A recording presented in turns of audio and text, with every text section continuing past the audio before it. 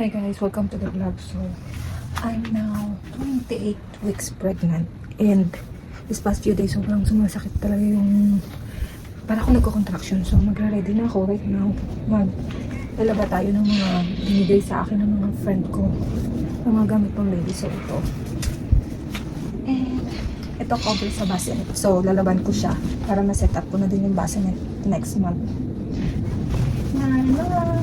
Cover lang naman. Tapos ito pang karito o isa pang kama, ganyan. So, 3 piraso siya. Bigay siya ng mga friend ko.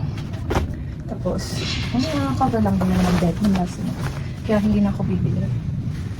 This one. Habang mainit pa kasi pa-winter na dito. So, kailangan natin talaga mag-prepare. Unahin ko to kasi wala pa akong drawer na bibili. So, hinihingal ako. Kung wala pa akong drawer na nabibili, next time maanin ko naman yung sa mga damit. Ito, saan ba ito? Pang amaka. Ano ba yung bouncer like that? Bouncer ata. Ano yung amaka ito? Tapos ito, cutie. Ito, kay Queens ito before. Pero maggamit pa ng kapatid niya. Pang towel sa paligo. And ito, para sa karito. Sabihin ko, tatanggalin lang natin at cover para malaban. Bigay ko lahat ng mga friendship kong nanay.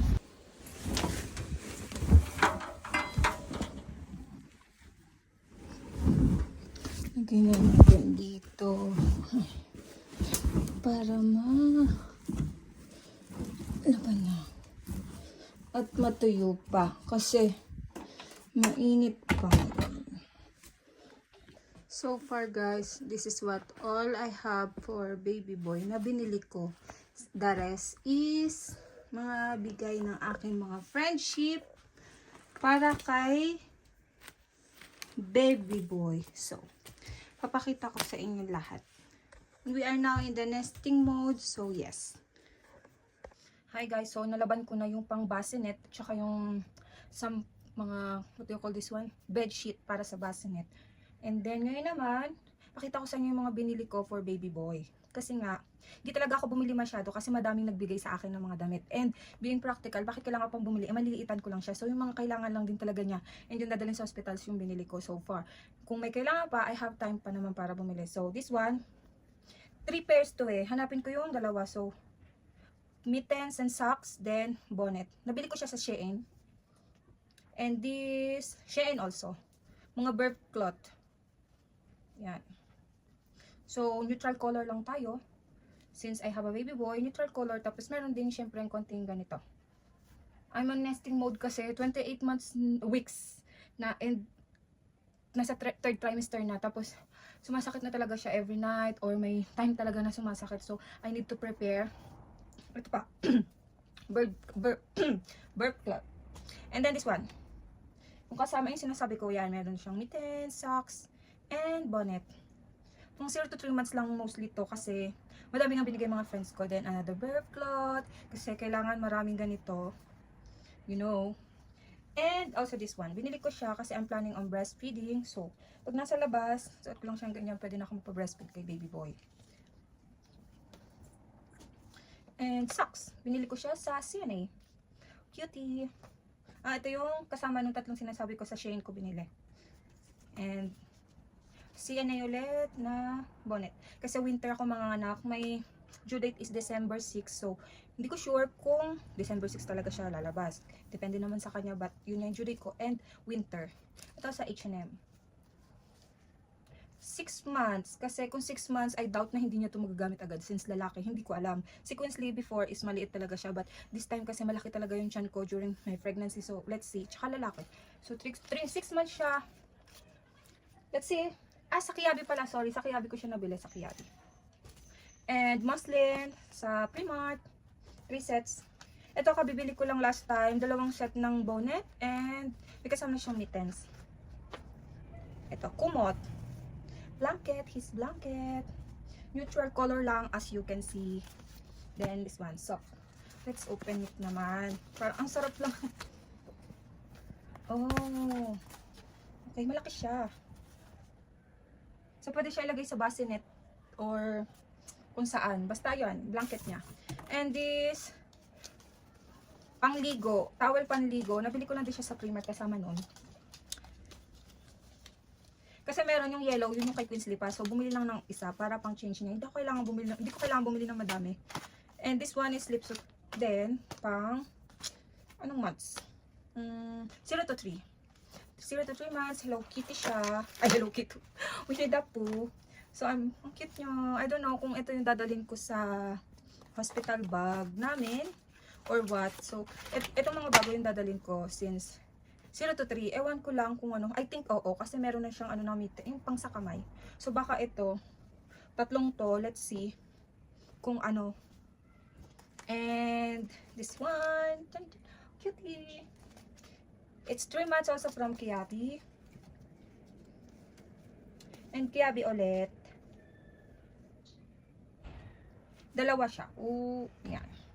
This one Kiabi also. Hanggang 3 months to lahat. Mas safe kasi kung 3 months ang bilhin. Kung malaki man siya, okay. Kung maliit, malalakihan. Ay, kung malaki yung binili mo, okay lang. Kung maliit, mahirap, diba? So, sayang. Ito, gusto ko din to. Baka ito yung dalhin ko din sa hospital, yung little brother, kapag mag-meet sila ni Queensley.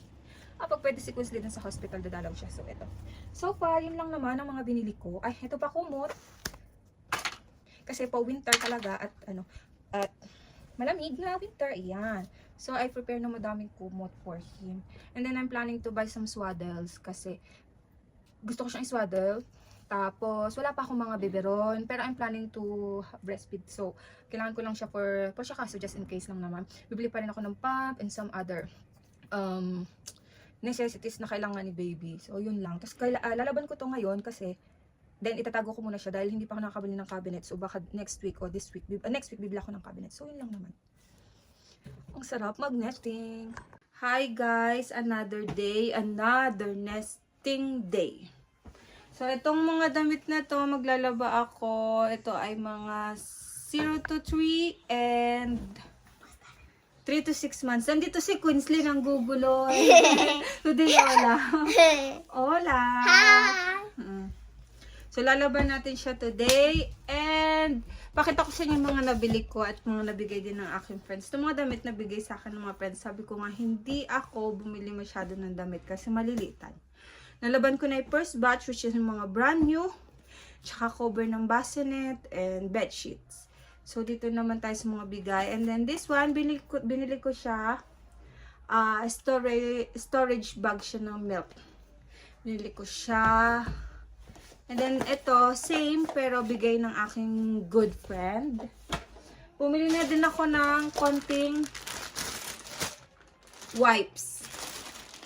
Ito, gamit talaga to ni Queensley ever since nung bata siya. Kasi Dodot brand talaga dahil sensitive ang kanyang skin. So, ito lang muna binili ko. Pero I'm planning to buy water wipes ng Dodot also. Pero, tsaka na. Por siya kaso meron lang ako dito para just in case nga meron na magagamit agad. And also, nagpa-plan akong bumili ng bottle warmer. Kahit ako ay nagpa-plan na mag-breastfeed. Pero, a good friend of mine, which is Daniel, binigay niya sa akin to. So, hindi na ako bibili. So, thank you so much, Daniel. Ang aking friendship na Viva Max. And another. Ito naman is nurse, kung siyama? Yung pad para sa leak ng, gata. So, breast pad. Madre mia. Ito, breast pad. Bibili ko sana ako, pero yung kumari ko, binigay sa akin kasi ang dami niyang sobra. So, nakatipid tayo, moms. Ito, bumili ako ng Norit. Ito talaga ever since gamit kong detergent kay Queensley. So, syempre, sa kapatid niya is ito pa din. Bumili akong 3. Ginagamit ko na yung isa. Kasi nga, nilalabang ko na yung mga cosas ng aking baby boy. Another chupete na bibs. Cause Queensley, ever since nag-chupete siya, so ang plano yung nag-chupete din ng kanyang baby brother para mas relax. And yung clip ng chupete. And another thing is, bumili ako ng Dodot na diaper. Ito ay talya 2. So, 4 to 8 kilograms. Pero, binili ko to kasi hindi ko nga sure kung anong size ng anak ko. Pero meron din akong biniling pang newborn. Saan ba? Ito, ang pang newborn. Pang newborn, for siya. Kaso na medyo malaki siya at hindi naman ganun magamit to. At least meron akong backup na ibang size kasi sa atin nga, Queensley is talagang maliit si Queensley that time. So, talagang gamit na gamit ang newborn. Pero, hindi ko kasi alam dito sa akin second baby. So, ito, the bump. I'm 28 weeks and few days na. So, ayun. Nagne-nesting na talaga ako. Tapos, ano pa ba? Marami pa akong lalabhan na gamit. And so, nagre-ready lang. So, another thing na purchase ko for baby boy is this one. Diaper bag. Let's open. Wala pa kaming karito. So, diaper bag na muna. Ito. Simple lang siya as always. Sabi ko nga, neutral color lang. So, color beige or brown or beige. So, ito, maliit lang siya. Meron siyang changing pad sa loob. And, ayan lang. Lalagyan lang siya ng bottle. If ever yung bottle niya, may bulsa lang siya sa loob. Super simple.